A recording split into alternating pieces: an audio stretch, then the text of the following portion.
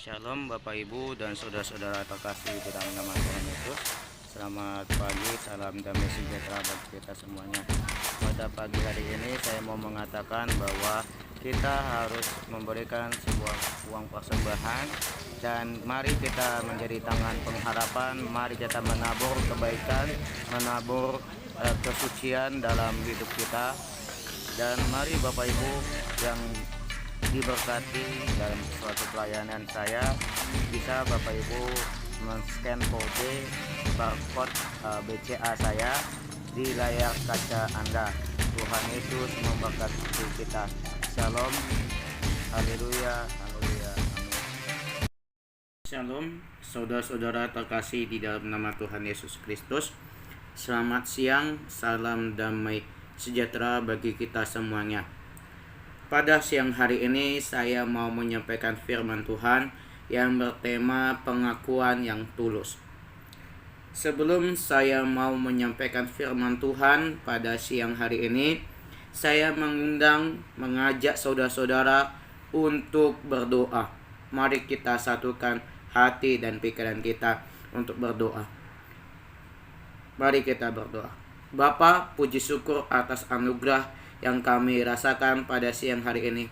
Biarlah kami Tuhan merindukan kasih sayang-Mu, merindukan hausnya akan firman Tuhan yang disampaikan oleh hamba-Mu. Kiranya Engkau berbicara melalui mulut hamba-Mu ini. Biarlah kami semuanya berkenan di hadapan-Mu.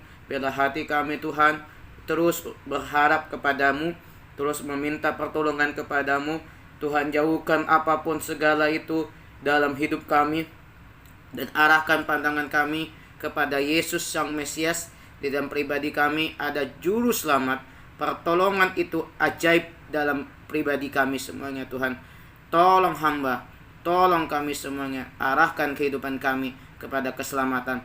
Biarlah kami mengaku iman kami dengan setulus hati kami, dengan orang-orang yang belum beriman, di tengah-tengah orang yang tidak mengenal kasih Bapa. Di dalam nama kuasa Tuhan, otoritas itu ada terjadi dalam pribadi kami semuanya. Terima kasih Tuhan, inilah doa hamba-Mu, kiranya berkenan di hadapan-Mu. Haleluya, amin. Baik, saudara-saudara terkasih di dalam nama Tuhan Yesus, buka Alkitabnya. Nas Alkitab tertulis dalam kitab Mazmur pasal 9 ayat yang pertama sampai yang kelima. Begini firman Tuhan ayat yang pertama. Untuk memimpin biduan menurut Laben Mazmur Daud. Ayat yang kedua. Aku mau bersyukur kepada Tuhan dengan segenap hatiku. Aku mau menceritakan segala perbuatan-Mu yang ajaib. Ayat yang ketiga. Aku mau bersukacita dan bersukaria karena Engkau, bermazmur bagi nama-Mu yang maha tinggi.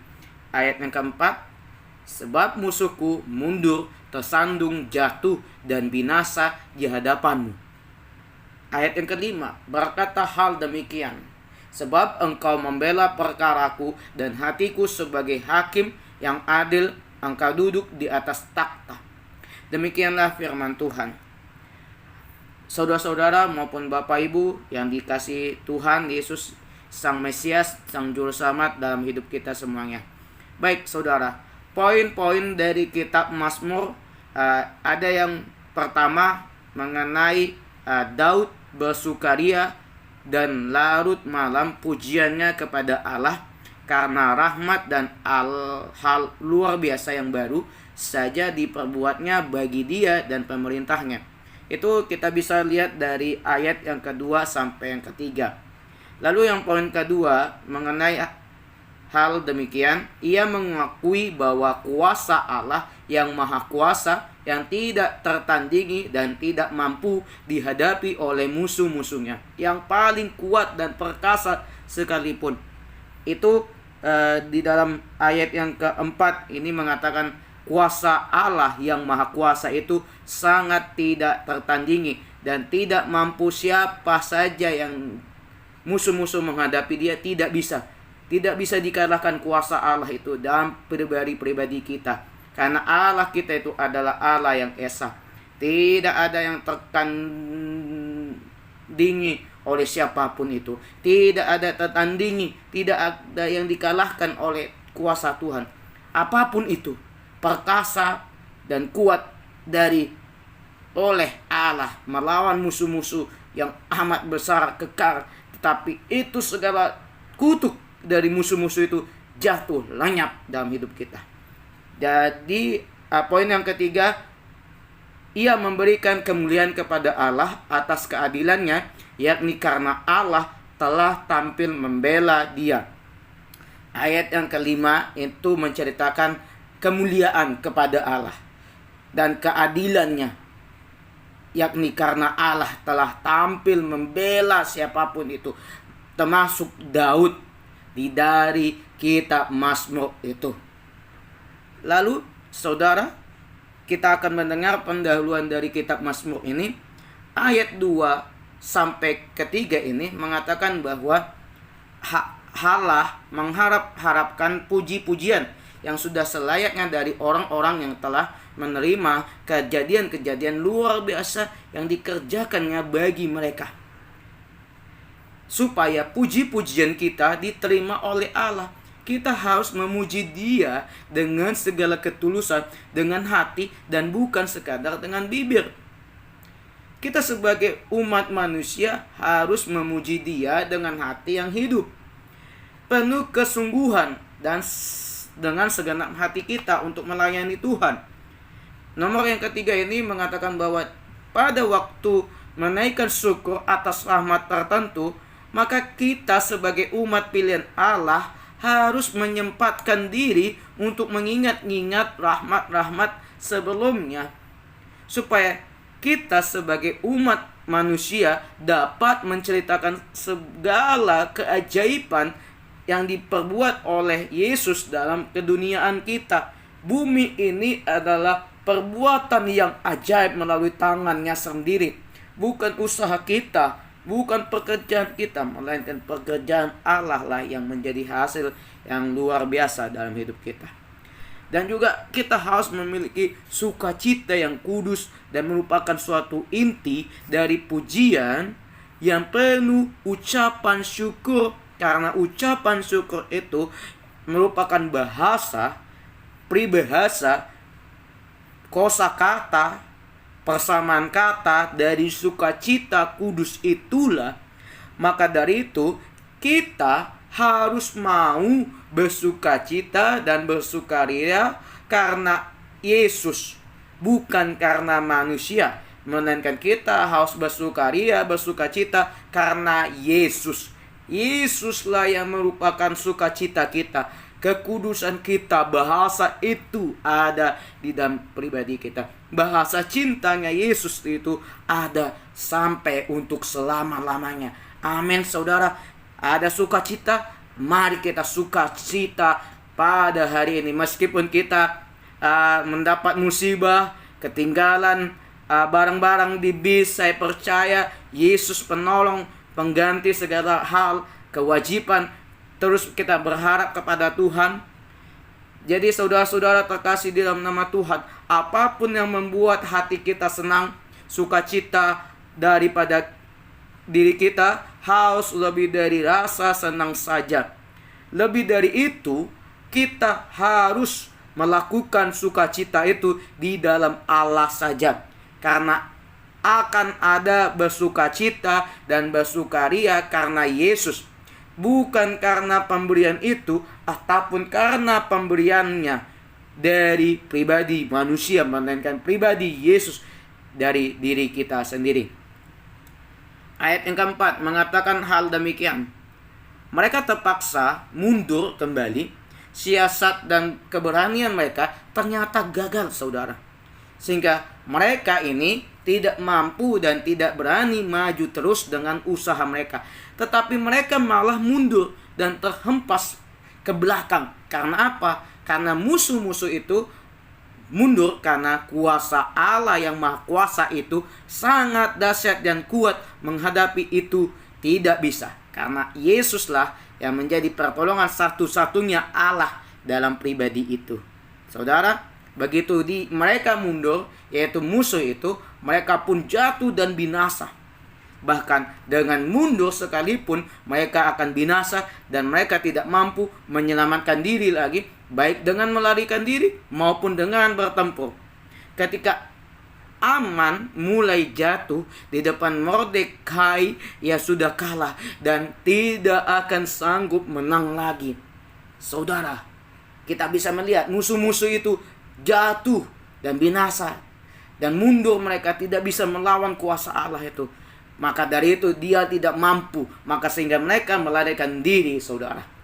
Karena apa? Pribadi kita dengan sukacita Tuhan, tidak ada satupun yang melawan dengan kuasa Allah. Karena kuasa Allah, kehadiran Tuhan itulah yang sangat cukup bagi kita. Saudara, kita harus perlu tahu kehadiran Tuhan dan kemuliaan kuasanya sudah cukup untuk membinasakan musuh-musuhnya dan musuh-musuh umatnya. Dengan kehadirannya, manusia mudah melakukan apapun. Dengan kehadirannya, Allah mengacaukan musuh-musuhnya, atau saya ulangi, Allah mengacaukan musuh-musuhnya. Begitu dahsyatnya kehadiran Yesus itu. Karena hal ini digenapi ketika Yesus Tuhan kita dengan satu perkataannya, akulah dia, membuat musuh-musuhnya mundur dan jatuh ke tanah. Saudara, kita sebagai umat pilihan Allah harus berani untuk melawan. Kita harus berani untuk mengatakan tidak kepada hal duniawi. Karena Roma pasal 2, janganlah seperti dunia dan tidak tahu yang mana baik dan tidak tahu yang mana buruk. Tetapi kita harus tahu yang mana baik, yang mana buruk yang kita lakukan. Sehingga kau berkata, akulah dia di dalam pribadimu, sehingga lawan kita, musuh kita yang kita dihina, tetap mereka mundur dan kehadiran Tuhan kita muliakan di atas pribadi kehidupan kita. Saudara, kita tahu kehadiran Tuhan itu sangat dahsyat. Kebanyakan orang Kristen tidak mau menerima kehadiran Tuhan, sehingga mereka jatuh dan mundur dan mereka kembali kepada kebinasaan. Dan sehingga mereka yang mengintip-ngintip orang Kristen yang tidak baca Alkitab membawa mereka kepada ajaran yang menyembah Allah lain. Karena Allah lain itu palsu.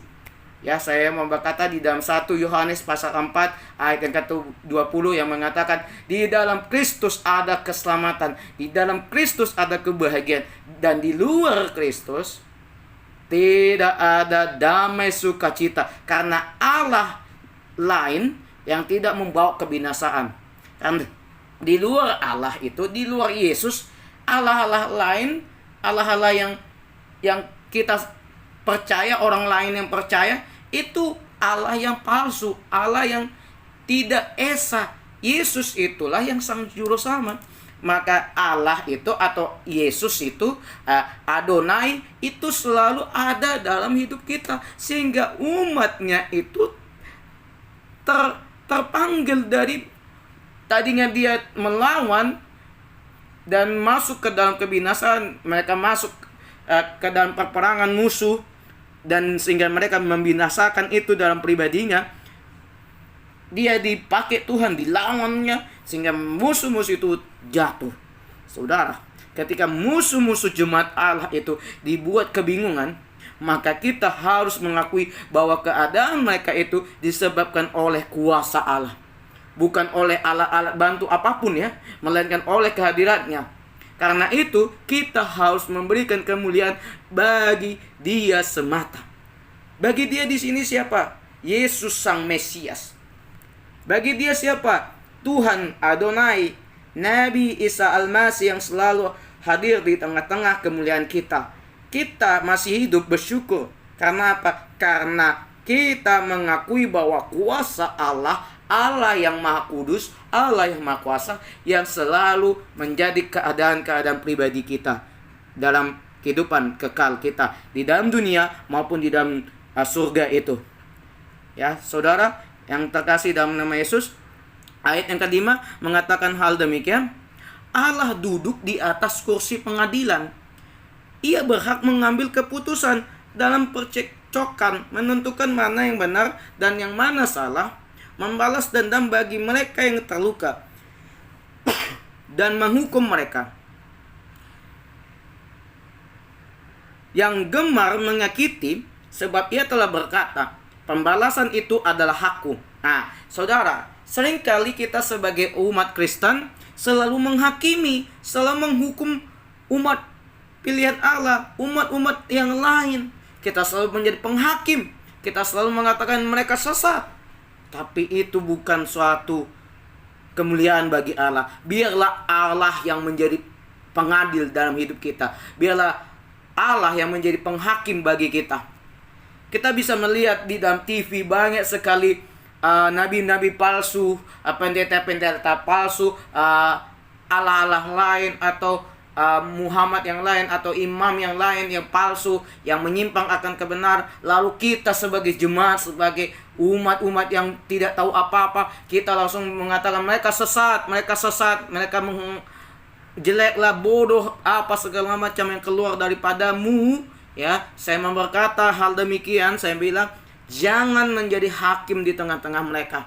Kalau engkau menjadi penghakim, berarti engkau mengalahkan dirimu sebagai Tuhan. Biarlah Tuhan berkata seperti ini, biarlah aku yang menjadi pembalasan itu, karena pembalasan itu adalah hakku. Ingat saudara, pembalasan itu datang dari Yesus, bukan dari diri kita. Ya, penghukuman bagi mereka yang menggemarkan menyakiti perasaan kita, biarlah Tuhan yang menghukum. Biarlah Tuhan yang mengetuk hati dan pikirannya. Untuk apa? Untuk saling menolong, selalu menopang, selalu memperhatikan saudara. Saudara, kita perlu yakin bahwa penghakiman Allah itu sesuai dengan kebenaran, dan bersama Dia tidak ada ketidakadilan. Saudara, sekali-kalinya tidak akan melencengkan keadilan.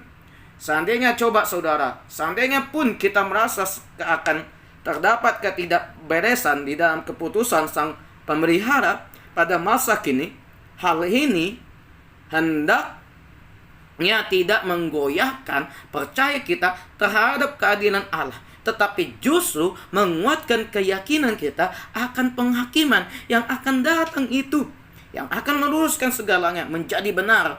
Saudara, orang boleh tidak peduli dan mengabaikan begitu saja suatu perkara benar yang ditindas, tetapi kita boleh yakin bahwa Allah yang adil akan mengurus dan membela perkara itu dengan rasa cemburu. Karena Allah lah yang cemburu. Semua Allah kita itu, Allah Yesus itu cemburu melihat kita menyembah Allah lain. Maka sehingga Allah itu cemburu, Allah marah, Allah murka. Allah itu yang memberikan semua kebinasaan. Ada yang gempa bumi, ada yang banjir, ada yang pembunuhan, ada yang mengiksa. Itu dari siapa? Dari Tuhan Allah. Penyakit itu yang diberikan oleh Yesus melalui pribadinya. Agar apa? Agar semua umat pilihan Allah itu bertobat dan sabar dan tidak menjadi penghakim di tengah-tengah orang itu. Kalau kita menyakitkan perasaan Allah, maka rasa sakitnya itu datang dari Tuhan. Janganlah kita menjadi penghakim bagi orang-orang. Tapi ingat, Ia tidak akan pernah membiarkan suatu perkara benar diinjak-injak oleh siapapun.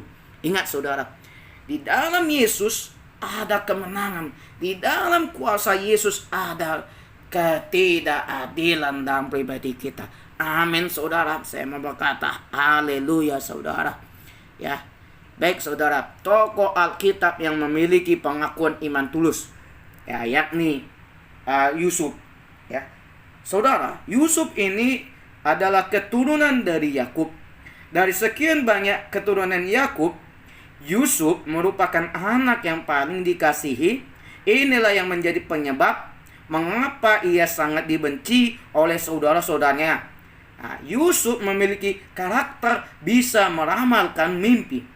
Saat ia menceritakan mimpinya kepada saudara-saudaranya, ia menjadi sang dibenci karena dianggapnya sok tahu. Yusuf pernah hampir dijual dan dijadikan budak di tanah Mesir akibat ulah saudara-saudaranya.